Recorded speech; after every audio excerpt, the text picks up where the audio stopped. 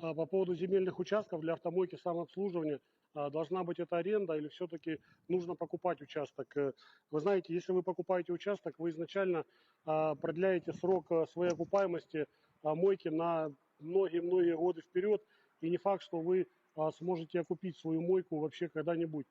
Поэтому сейчас в нынешнем современном мире лучше заключить надежный договор аренды на земельный участок, построить там в бюджетном исполнении. Мы, кстати, можем помочь вам построить бюджетную автомойку, которую вы купите за каких-то примерно 1,5, может быть, 2 года.